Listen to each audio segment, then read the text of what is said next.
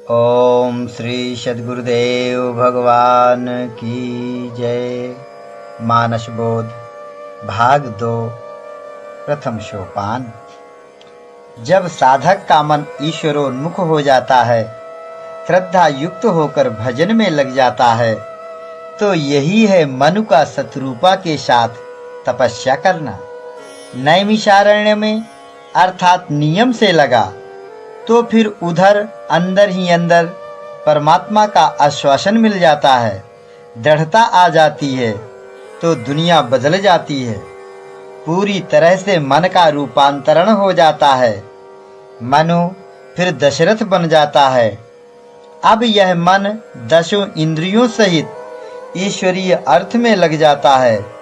सतरूपा के रूप में जो प्रारंभिक श्रद्धा आस्था थी, अब प्रगाढ़ भक्ति के रूप में कौशल्या बनकर आ जाती है और इसी शरीर रूपी अवध में भगवान का अवतार हो जाता है। परमात्मा को प्रत्यक्ष कर लिया जाता है। मन रूपी मनु जब श्रद्धा रूपी शत्रुपा के सहित साधना में लगे और नैमिषारण्य में अर्थात नियमबद्ध होकर लगन से भजन करे और धेनुमत तीरा अर्थात विषयात्मक बुद्धि न रहे, बुद्धि का आश्रय लेकर चले, तब वहीं अंतःकरण में भगवान प्रकट हो जाते हैं। ऐसा यह प्रसंग है। इस तरह से इसकी एडजस्टिंग करना चाहिए। जब हम भगवान की ओर चलते हैं तो पहले भगवान हमारी निष्ठा की परीक्षा लेते हैं। अगर हम सच्चे मन से भगवान में लगे हैं तो हमें सब कुछ दे देंगे, और अगर इधर संसार की इच्छाओं में भी फंसे हैं, उधर भगवान को भी चाहते हैं, तो फिर ऐसे नहीं मिलता कुछ। भगवान के यहाँ दिखावा नहीं, सच्चाई चाहिए, निष्कपट। निर्मल मन जन सो मोहि पावा, मोहि कपट छल छिद्र न भावा। इस मन में भगवान के अलावा और कुछ रह न जाए, तब यह निर्मल कहा जाएगा।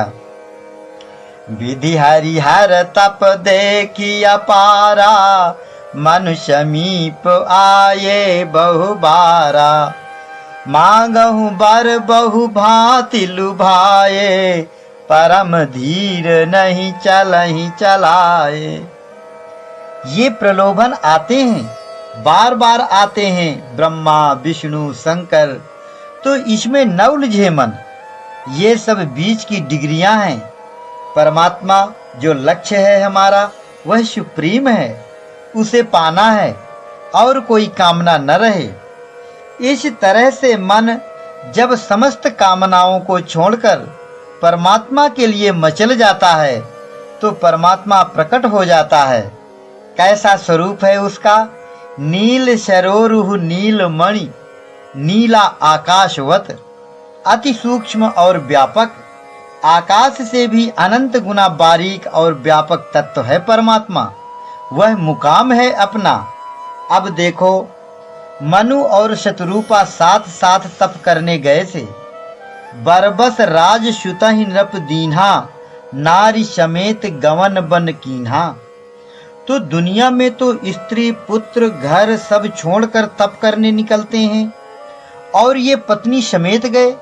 गोस्वामी जी यह भी लिखते हैं कि जप तप नियम जलाशय झारी, हुई ग्रीष्म सोसई सब नारी। तो स्त्री के साथ तपस्या कैसे होगी? क्या मतलब हुआ? इसलिए यह बाहरी दुनिया की बात नहीं है। साधक का मन ही मनु है, और मन में ईश्वर के लिए जो श्रद्धा भक्ति है, जो उसे भजन में लगाती है, वह शत्रुपा है। दोनों के योग से ही भजन साधन होता है। जब साधक के मन में भजन की प्रशक्ति आई और नैमिषारण्य में अर्थात नियम में आरूढ़ होकर साधना करके भगवान को प्रत्यक्ष कर लिया, तो उनसे वरदान में उन्हीं जैसा पुत्र मांगा। तो अब यह विचार करो कि जो मनु बड़े समझदार थे, विरक्त होकर कठोर तप करके भगवान को प्रत्यक्ष कर लिया, तो फिर उसे पुत्र की लालसा क्यों होना चाहिए? वास्तव में ऐसा है नहीं। यह तो लोक रीत की बात लिख दी है गोस्वामी जी ने कि भगवान को प्रसन्न करके उनसे धन संपत्ति पुत्र आदि मांगते हैं लोग, लेकिन यह सब अंतर जगत की बातें हैं। पुत्र कहते हैं आत्मज को। तो भगवान 3 स्तर से हमारे अंदर प्रकट होते हैं, जीवात्मा, ईश्वरात्मा और परमात्मा। इस तरह जो जीवात्मा के स्तर से चलकर परमात्मा में स्थित होने की बात है, उसी को आत्मज या पुत्र कहा गया है।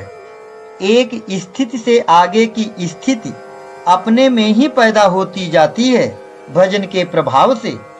इस प्रकार जीवत्व से ईश्वरत्व की और ईश्वरत्व के भी आगे सुप्रीम अवस्था को पाने की बात यहाँ कही गई है। ईश्वर कोट की अवस्था जब प्राप्त हो गई, जब पूरी तरह से सत्य पर आरूढ़ हो गए और परीक्षा से प्रमाणित हो चुके, तब परमेश्वर जो सुप्रीम है उसमें स्थिति के लिए यह वरदान है। तो अभी उसमें कुछ समय लगेगा।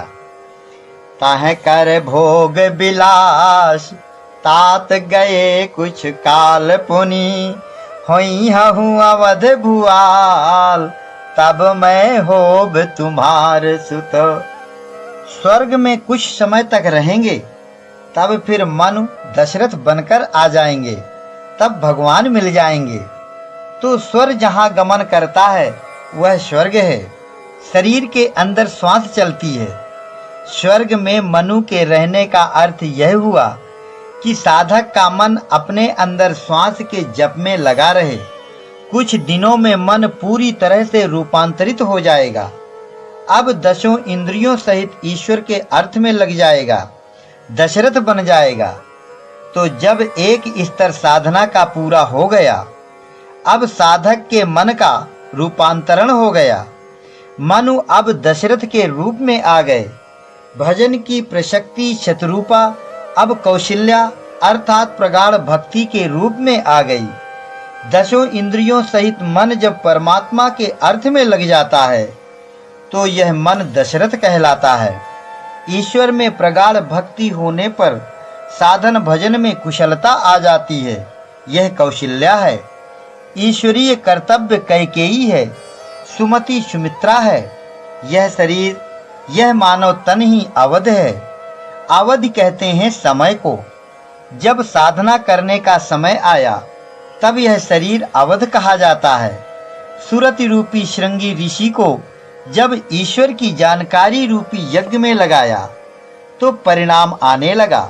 ज्ञान राम, विवेक रूप लक्ष्मण, भाव रूपी भरत और सत्संग रूपी शत्रुघ्न साधक के अंदर आ गए। इस तरह यह सब मानस की बातें हैं। अपने भीतर झांकना शुरू कर देंगे तो सारे अर्थ खुलते चले जाएंगे। इच्छा मय नरवेश संवारे, हुई हम प्रकट निकेत तुम्हारे। अनशन सहित देह धरिताता, करी हम चरित भगत सुख दाता। जे सुनि सादर नर बड़ भागी, भव तरी ही ममता मद त्यागी। आदि शक्ति यही जग उपजाया, सो अवतरी ही मोरी यह माया। भगवान को जानने की इच्छा से युक्त जो भी मानव शरीर हो, उसके हृदय निकेत में अपने अंश रूप ज्ञान विवेक आदि के सहित आते हैं और उस भाग्यशाली साधक के अंदर सुख देने वाले चरित्र करते हैं। ऐसे ही साधक अपने अंदर से मद मोहादि विकारों को हटाकर संसार से विरत हो जाते हैं और हमेशा हमेशा के लिए ईश्वर में लीन हो जाते हैं। उसमें भगवान अपनी दिव्य विभूतियों का संचार कर देते हैं। एनर्जी आ जाती है, क्षमता आ जाती है, अनेक कलाएं आ जाती हैं। यह योग माया भी भगवान के साथ अवतरित हो जाती है उसमें। तो ये जो भगवान के अंश रूप दिव्य गुण हैं और जो योग साधना से प्राप्त की गई क्षमता, यह योग माया है। यही पहचान है भगवान की। यह मनुष्य ही अपने अंदर सद्गुणों का और कलाओं का विस्तार करते करते भगवान बनता है। जीवत्व से ईश्वर कोटि प्राप्त कर लेता है। ऐसा नहीं है कि भगवान कोई ऐसी चीज है जो कहीं है और फिर यहाँ आ गई, वहाँ आ गई। वह तो सर्वत्र परिपूर्ण है। वह अपने अंदर जागृत की जाने वाली चीज है।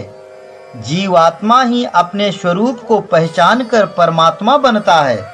भगवान हमेशा अपनी माया के साथ अवतार लेते हैं। तो यह माया और कुछ नहीं, बस कला है। इसे बढ़ाना पड़ता है।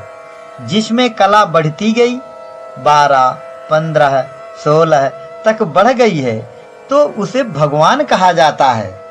सामान्य आदमी में 2-4 कलाएं होती हैं। जो मेहनत करे, साधना करे, योग करे तो विकसित होती जाएंगी कलाएं। यह योग माया साथ में हो जाए तो भगवान मान लिया जाएगा।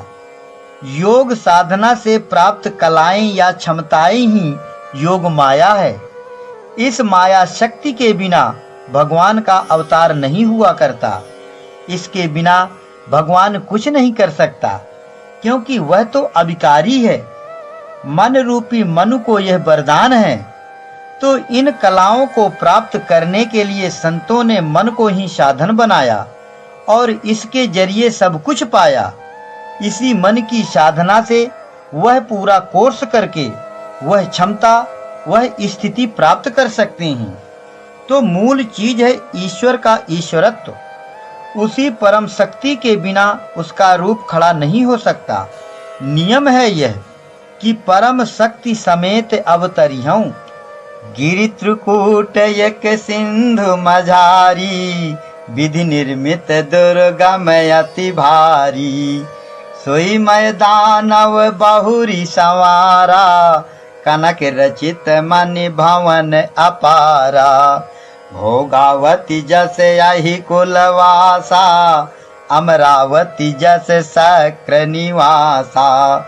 तिन्हते अधिक रम्य अति बंका, जग विख्यात नाम तेहि लंका। खाई सिंधु गंभीर यति, चारिहु दिश फिरियाओ। कनक कोट मन खचित दृढ़, बरनी न जाय बनाओ। हरि प्रेरित जेहि कलप जोई, जातु धान पति होय। सूर प्रतापी अतुल बल, दल समेत बस सोय। लंका का वर्णन पढ़ते ही आ गया होगा दिमाग में लंका का चित्र। तो लोगों को पहले से सुनते सुनते अभ्यास बन गया है, हैबिट बन गई है। एक अयोध्या नगर है, वहां कभी दशरथ राजा रहे होंगे। ये सब चित्र दिल दिमाग में बैठ गए हैं। अब जब भी वह बात सुनेंगे तो वही चित्र उभर कर सामने खड़े हो जाते हैं। उन्हें हटा नहीं पाते दिमाग से। लंका समुद्र के बीच में पहाड़ के ऊपर सोने का किला है। उसमें 4 दरवाजे हैं। तो झट एक चित्र खड़ा हो गया कल्पना में, मेमोरी या स्मृति में आ गया, तो फिर जल्दी हट नहीं सकता। आदमी को सोचना चाहिए कि सोने का किला तो बनता नहीं। सोने के और मणियों के घर मकान दुनिया में कहीं देखे नहीं गए कभी। यह मैं दानव क्या है जो हर कथा कहानी में, सतयुग में, त्रेता में, द्वापर में, सब में पाया जाता है। तो अगर विचार किया जाए और इन सब बातों की खोजबीन की जाए तो हल निकल आता है। गोस्वामी जी ने लिखा है विनय पत्रिका में, बपुष ब्रह्मांड शुप्रवृत्ति लंका, रचित मनमय मनुज रूप धारी। इस तरह से यह मानव तन ही सोने का किला है। यह बहुत दुर्लभ और बड़ी कीमती, बड़े काम की काया है, इसलिए इसे सोने का किला कहा गया है। जब जीव की इसमें आसक्ति हो जाती है तो यह लंका बन जाती है। मोह रूप रावण इसमें राजा बनकर बैठ जाता है। तमाम दुर्गुण, ये काम, क्रोध, लोभ, मोह, ईर्ष्या, द्वेष, मद, मत्सर, ये राक्षस इसमें डेरा जमा लेते हैं। इनके बीच में जीव रूप में विभीषण दबा हुआ पड़ा रहता है, तो ऐसी यह लंका मन रूपी मैं दानव रच देता है। आदमी के मन में मैं मेरा का भाव आ जाता है, आसक्ति हो गई, मोह तैयार हो गया। फिर इस मोह से तमाम खराबियां पैदा हो जाती हैं। ऐसे यह राक्षसों का परिवार बढ़ता चला जाता है। फिर ये सब आतंक मचा देते हैं। तो यह हाल हर काया के अंदर हो रहा है। हर काया रूप कल्प में यही होता आ रहा है। तो मोह सकल व्याधिन कर मूला, पुन तेहि ते उपजहि बहुसूला। और कहते हैं कि एक व्याधि बस नर मरई, ये असाधि बहु व्याधि। संतत पीड़हि जीव कहूँ, सो कि मिला है समाधि। जीवात्मा अशांत होकर त्राहि त्राहि करने लगता है। तो यह कहानी हर एक आदमी के अंदर हो रही है कि वहां त्रेता की लंका से कुछ मतलब है। वही हाल है कि कौवा कान ले गया, कान ले गया, और कान की खबर कोई लेता नहीं।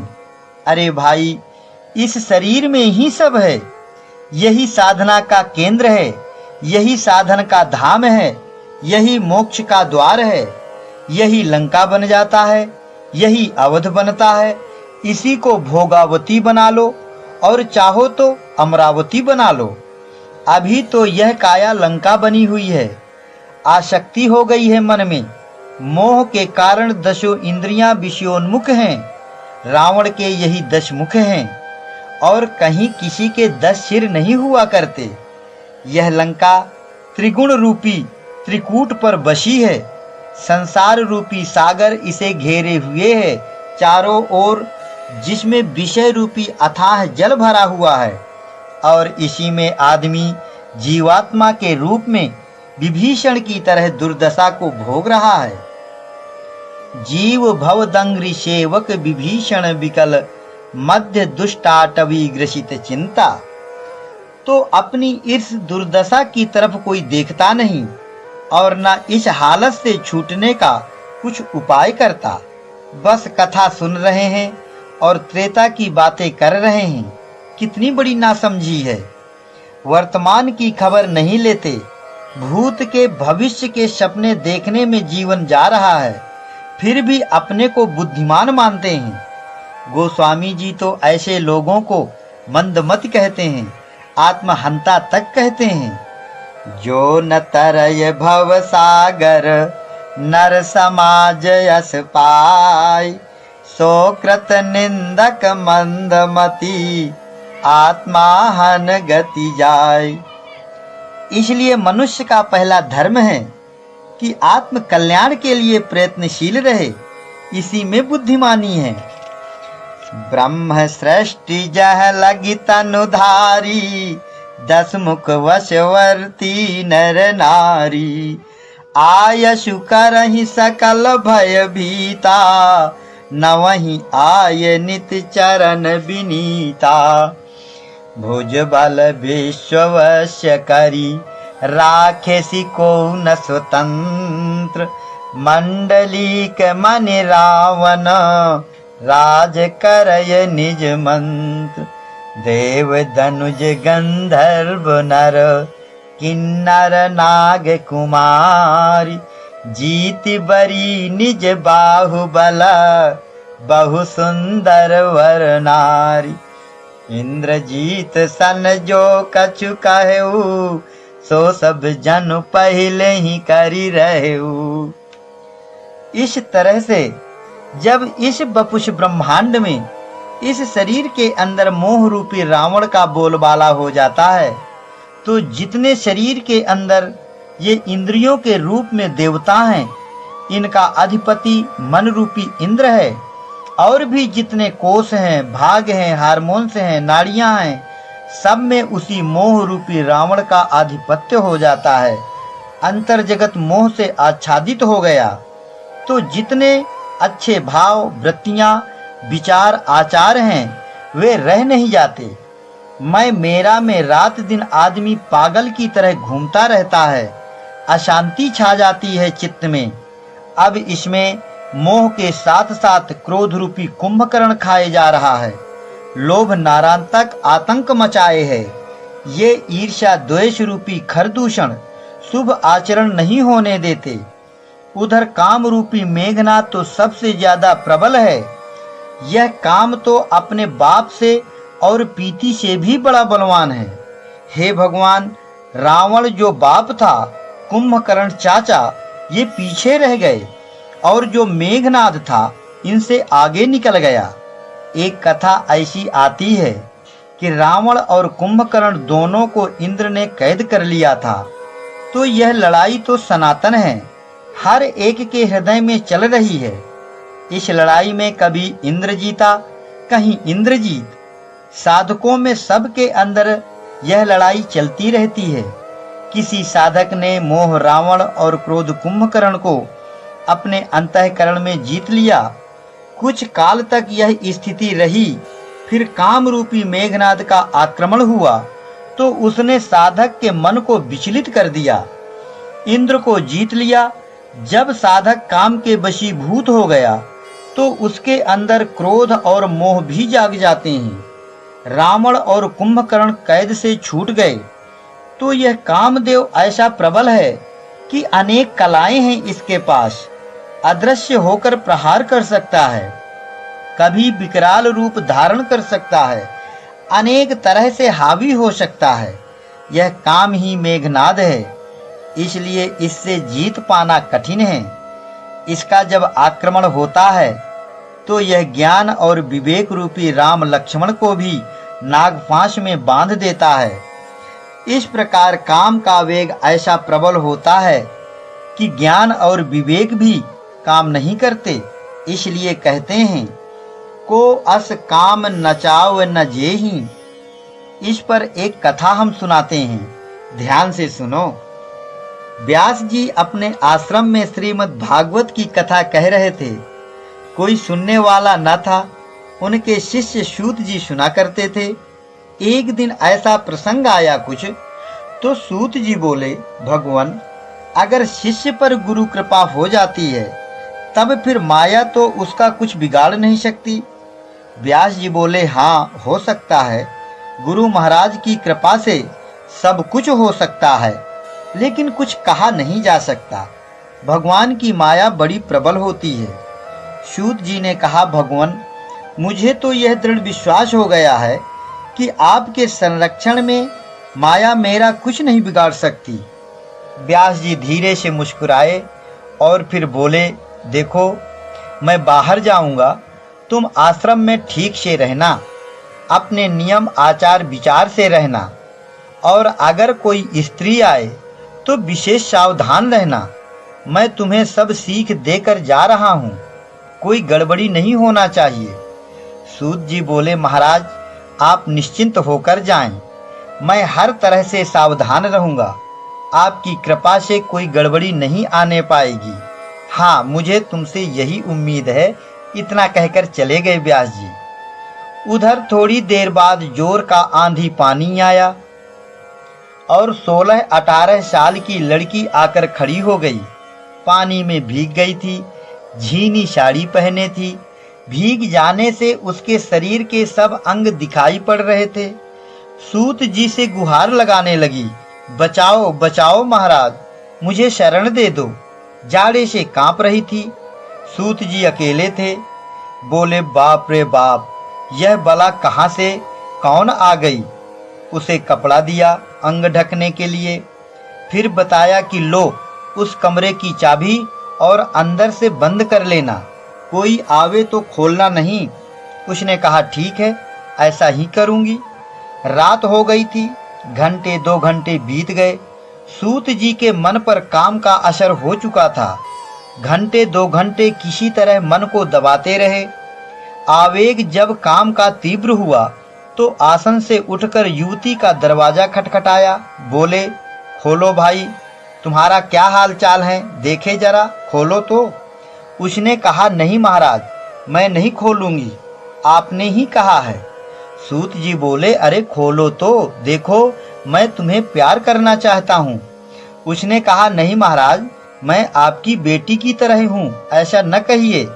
जब नहीं खोला उसने तो सूत जी काम के आवेग में उस कमरे की छत तोड़ने में जुटे। छत में छेद करके कूद पड़े कमरे में। देखा तो वहां दाढ़ी वाले गुरु बाबा व्यास जी आसन लगाए बैठे हैं। लड़की का पता नहीं। तो जब होश आया तो सूत जी गुरु महाराज के चरणों पर गिरे। तो यह कामदेव सबसे ज्यादा प्रबल विकार है, बड़े बड़ों की बुद्धि बिगाड़ देता है। बुराई में इसे सबसे बड़ी डिग्री मिली है। इसलिए साधक को हमेशा इन विकारों से बचकर रहना चाहिए। काम, क्रोध, लोभ ये 3 महान खतरनाक राक्षस हैं। तात 3 अति प्रबल खल, काम, क्रोध, अरु लोभ। मुनि विज्ञान धाम मना, करहि निमिखे महु क्षोभ। गीता में भी आया है, त्रिविधम नरकस्येदम द्वारम नाशनमात्मनः, कामः क्रोधः तथा लोभः, तस्मादे त्रयं त्यजेत्। अतिशय देखि धर्म कै ग्लानि, परम सभीत धराय कुलानि। गिरि सरि सिंधु भार नहीं मोही, जस मोहि गर्व एक पर द्रोही। इस तरह से जब ये विजातीय तत्व बढ़ जाते हैं और इस शरीर के अंदर अशांति छा जाती है, सजातीय भावनाओं का ह्रास होने लगता है, सत्कर्म हो नहीं पाते हैं, तो अंदर से ग्लानि आती है, छटपटाहट और अकुलाहट आती है। तो फिर उपाय होने लगता है। तो यह धड़ धरती कब अकुलाती है? जब इसके अंदर परद्रोही तत्व आ जाते हैं, परदार रत तत्व आ जाते हैं। पर कहते हैं आत्मा को, परमात्मा को पर कहते हैं। तो ये जो काम, क्रोध, लोभ, मोह आदि दुर्गुण हैं, ये सब संसार की ओर ले जाने वाले हैं, विषयों में फंसाते हैं, ईश्वर की तरफ जाने नहीं देते। इसलिए यही परद्रोही हैं। इनका प्रभाव, दबाव जब बढ़ता है तो स्वाभाविक है कि आदमी चैन नहीं पा सकता। कभी काम के मारे बेचैन रहता है, कभी लोभ के कारण मारा मारा फिरता है, कभी क्रोध अथवा ईर्ष्या द्वेष की आग में जलता रहता है। तो फिर एक समय ऐसा आता है कि ऊब जाता है और छटपटा उठता है, फिर शांति पाने के लिए व्यग्र हो जाता है। जैसे जेठ की तपन से जलने वाला छाया ढूंढता है, इस तरह से गई तहां जहाँ सुर मुन झारी, फिर सजातीय भावनाओं की तरफ मुंह करता है। तो अंतःकरण में इन सजातीय गुण धर्मों का, इन देव मुनि गंधर्व विद्याधर शंकर ब्रह्मा, इन सब का समूह बन जाता है। और जब आर्त होकर भगवान को पुकारा और भगवान की वाणी जहाँ मिली अंदर, तो आश्वस्त हो जाता है। तो शुरू में भगवान की सांकेतिक झलक भी साधक अपने हृदय में ही पाता है, और फिर वहीं उसमें लगन करे तो वह स्पष्ट हो जाता है। शंकर जी कहते हैं, जाके हृदय भगत जस प्रीति, प्रभु तह प्रगट सदा तेहि रीति। नियम तो यही चला आ रहा है भगवान को प्रत्यक्ष करने का।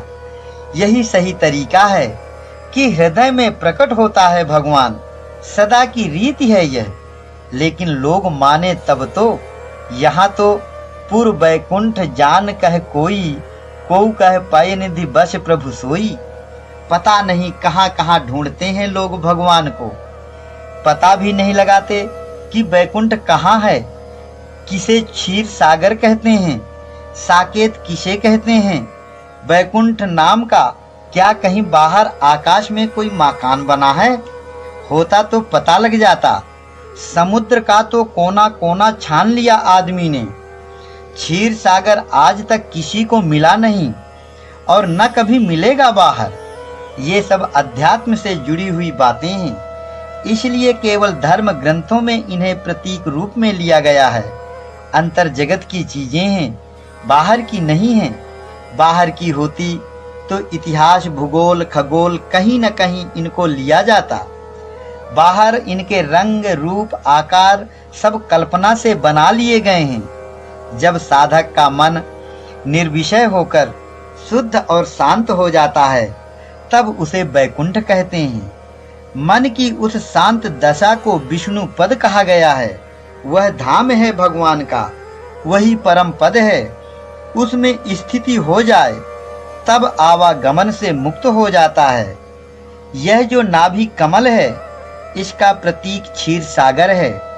मूल प्रकृति को शेष सैया बनाकर भगवान इसमें शयन करते हैं। यही कुंडलनी मूल जगह है।